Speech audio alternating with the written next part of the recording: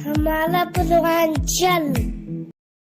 भाई सती जी से भगवान भोलेनाथ जीत करत माई सती जी कहीं स्वामी लिया तो चली, लेकिन एक दिक्कत बा कहीं का कहीं अगर इंद्र जी के नगरी में जौन मन सेधु प्रवेश करे, जौन मर्द जाति प्रवेश करे, ओकरे गर्भ धारण हो जाई। मतलब यार ओकरे पेटे में लड़की आई जाए। आदरणीय आप परम सम्मानी जो कि परिचय के मोहताज नहीं है, गार्जियन जी आप राजेंद्र यादव जी दरोगा साहब, थाना उतराव चोलापुर वाराणसी। गार्जियन जी के द्वारा 500 रुपए का महान आशीर्वाद, चरणों में कोट कोट नमन है। आशीर्वाद के चारी कीमत से अपनी कलम में कामयाब रहे। भगवान भोलेनाथ माई सती जी से कहे मैं नहीं मानता, नहीं मानता मैं। कहे रे तू माना चाहिए न माना, जवन श्राप बाऊ का बतावत कहे सती बिना हमरे तू कतौ न जाबू। कहीं अच्छा चलबा, कहीं हाथ चलब चलबे, कहीं आव चला, कहीं चले खातिर एक काम करे पड़े। कहीं जौन तारे तनी बड़ी विशाल रूप शरीर बा, वही के छोड़ के भंवरक के रूप बनावा, हम गजरा में रख के लई के चलब। माई सती जी रखा तो भगवान भोलेनाथ के और प्रसन्नता से वह छोट के रूप बनाए बैठे। माई सती जी धई छोटी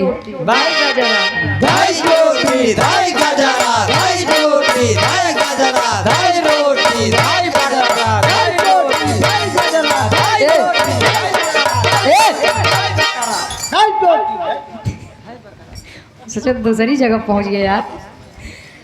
माई सती जी जब एकदम कस के बांध ले, भगवान भोलेनाथ कहे सती जब हमार फटी ए हमार सती निकाल दा, नहीं तो लगता है तोरे स्वामी बची है ना। आई छो मारे बैठा रहे, जब कहत रहे न लिया के चला तो बड़को खाड़ू वीर बनत रहे, नहीं हम चलबई करब। माई डाली मेरे को बाहर निकालो। अच्छा अंग्रेजी सिखावे तू करे है। अब यार माई सती जी लई के पहुंचत है इंद्र जी के नगरी में। इंद्र जी के नगरी में जब पहुंचे तो कवि जी उनका छोट के रूप देख के लिखत है इनका।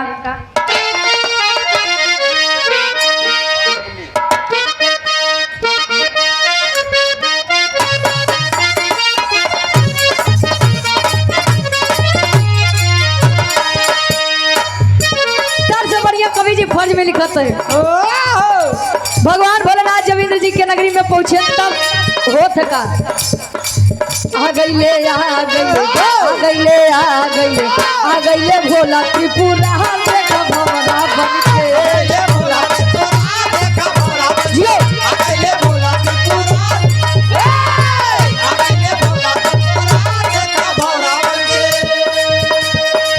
मनवत्ता खोए है तरहार देखा भवरा बनके, मनवत्ता खोए है तरहार देखा भवरा बनके। आ गईले भोला त्रिपुरा देखा भवरा बनके।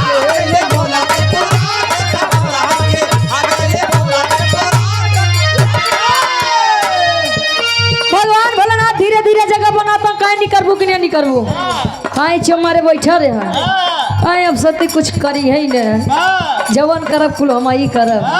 आ धीरे धीरे वो गजरा में से जगह जब बनवे लगे, जब जगह बने पाई तब भोला न माने बतिया भारी कह दिहले भतिया।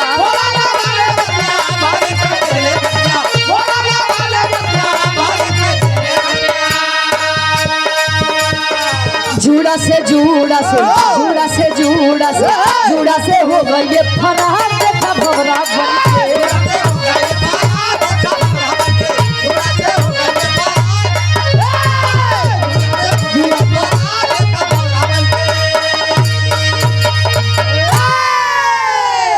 कहे सती निकारा एम देखतिया मार दखना पखना कुल छपक गवा।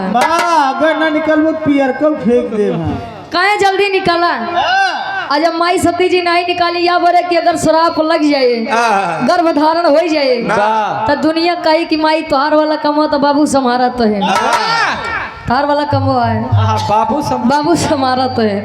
तो का जवाब देव हम बैठा रहे आराम से। अब भगवान भोलेनाथ धीरे धीरे जगह बनवत जब बन पाए, बनवत बन कहे अब जा तू निकरन तो कतो या देवी के ऊपर, कतो या सुंदरी के ऊपर, कतवा सुंदरी के ऊपर।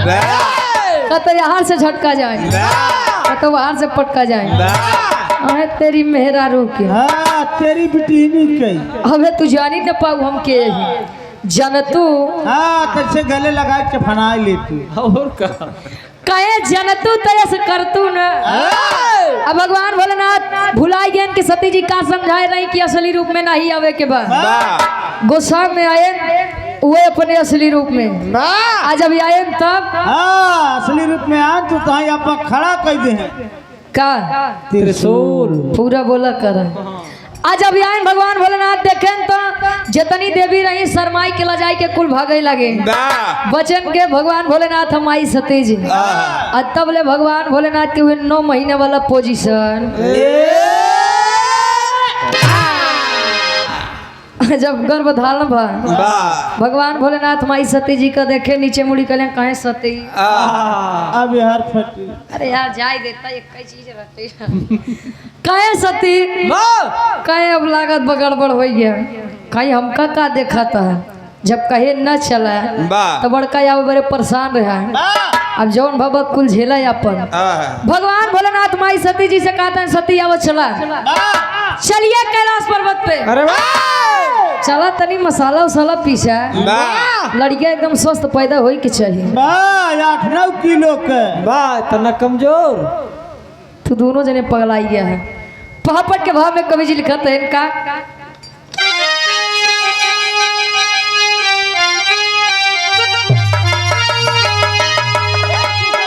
अरे शिव शंकर जी नहीं माने अब बतिया मतिया मारल बा तो शिव शंकर जी नहीं माने अब बतिया मतिया मारल बा आखिर सर पे या गईली विपतिया मतिया मारल बा आखिर सर पे या गईली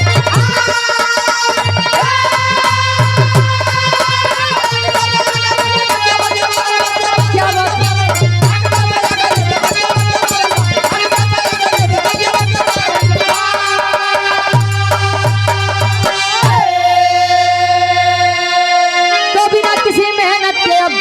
पिसा गईले सोठ मसाला हो बारे लागल पेटवा शिव के साथे बड़ा कसाला हो तो चिंता में शिव काटे दिन रतिया मतिया मारल बा चिंता में शिव काटे दिन रतिया मतिया मारल बा आखिर सर पे या गईली विपतिया मतिया मारल बा।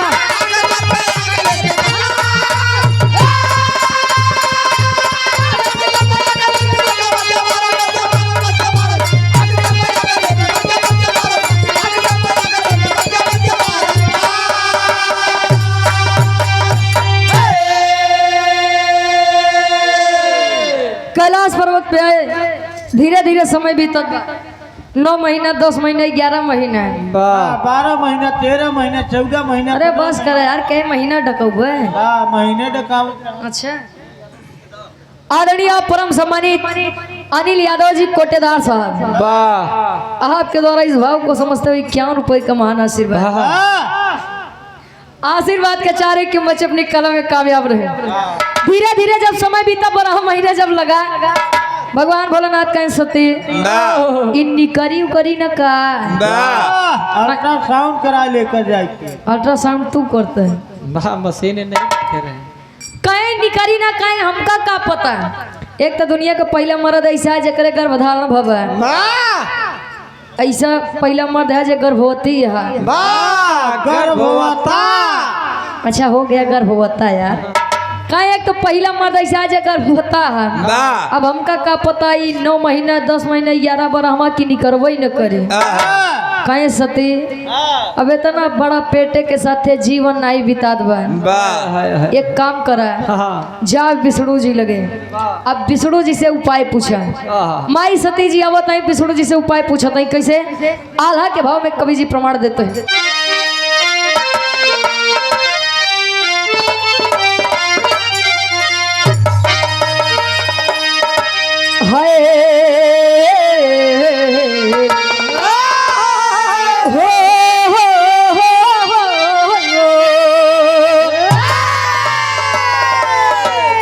अरे सुर नार मोनी करते जे कर भजनिया बाबू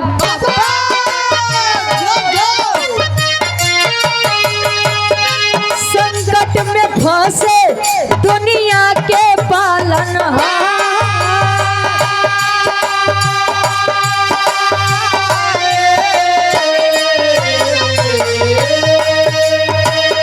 सती जी पहुँचली जाके विष्णु के समनवा बाबू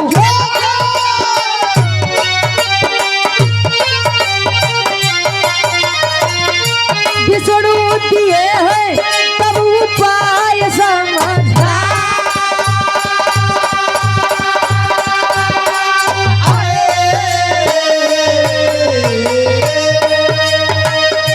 बनवा में चीरा जाके शंकर के पेटवा गौरा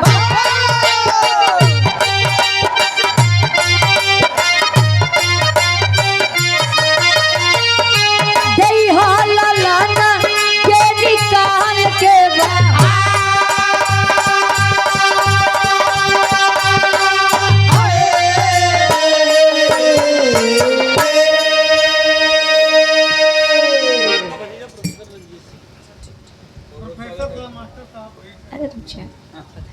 आदरणीय आप परम सम्मानित जनजन में सम्मान पाने वाले आदरणीय आप राम मूर्ति सिंह जी, हरिभजन सिंह यादव जी और आप आदरणीय परम सम्मानित शिव मूर्ति सिंह जी, गार्जियन जी के द्वारा 1001 रुपए का महान आशीर्वाद और आप उनके भतीजे हैं प्रोफेसर आप रणधीर यादव जी, आशीर्वाद के चारे के बच्चे अपनी कला में कामयाब रहे।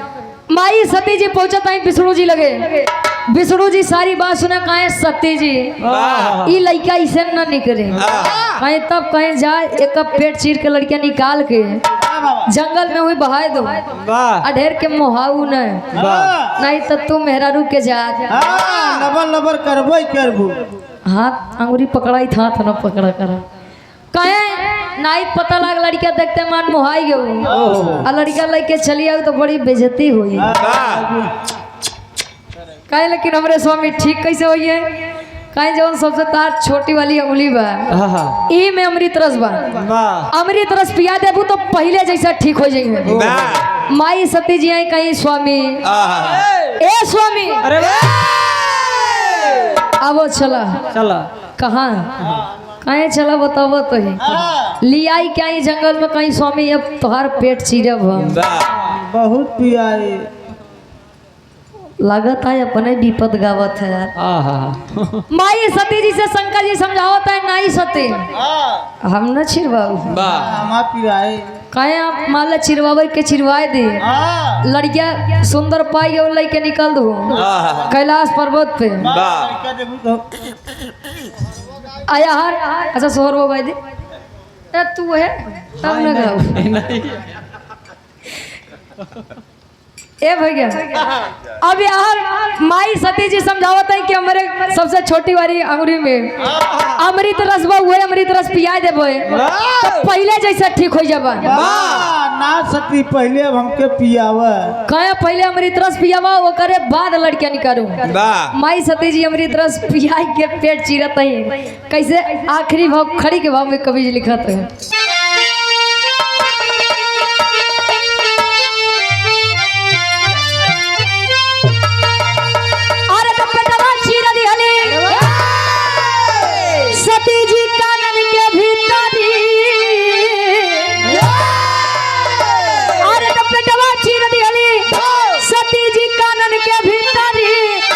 रखली छुपा के ललना भेद न जाने सगरी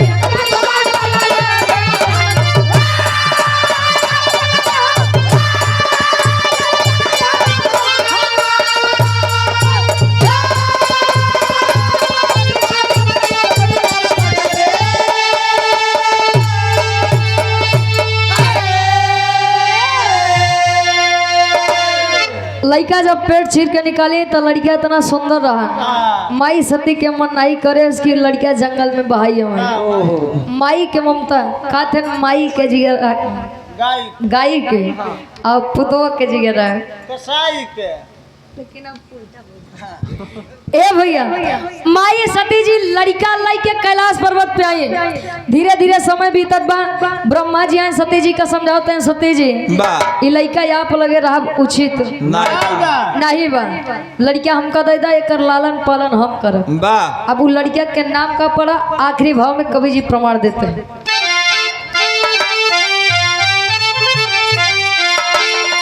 अरे तो ब्रह्मा के दे दिहली सती जी ललनवा तो नारद पड़ा नाम जेकर जाने ला जहाना।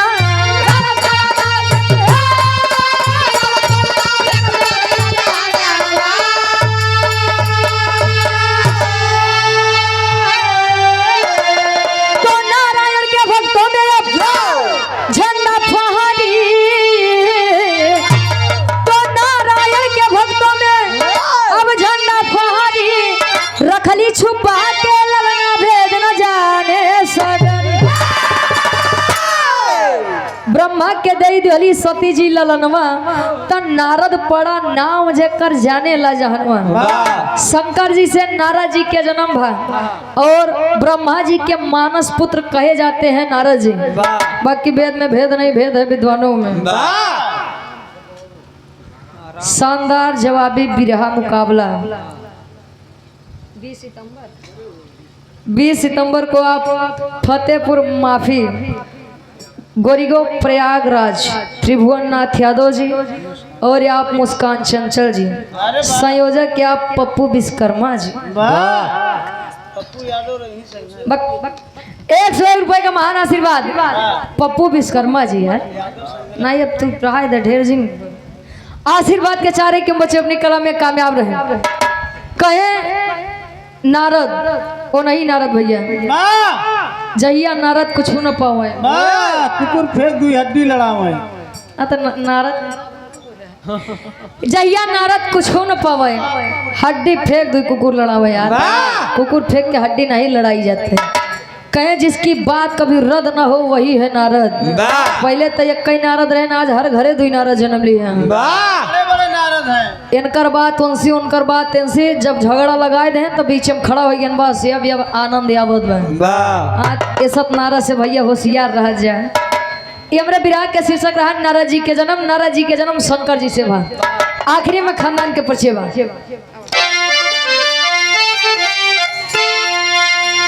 गुरु बिहारी गुरु गणेश गुरु रामलाल गुरुकारी।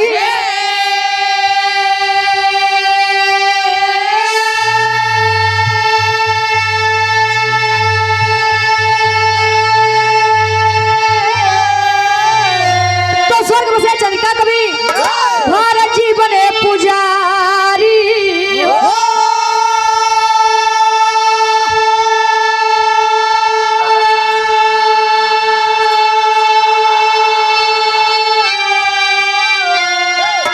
सती से दानी बतिया कहे तय अनुपम काव्य कला में रुचि की है गितिया। सती से दानी बतिया कहे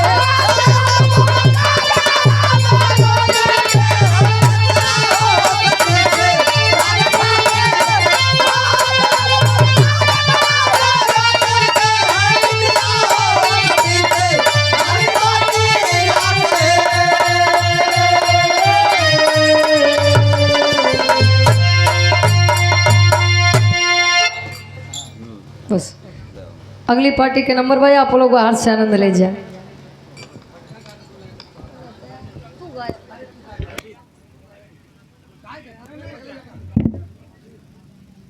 गुड्डू भाई फिर मिलेंगे।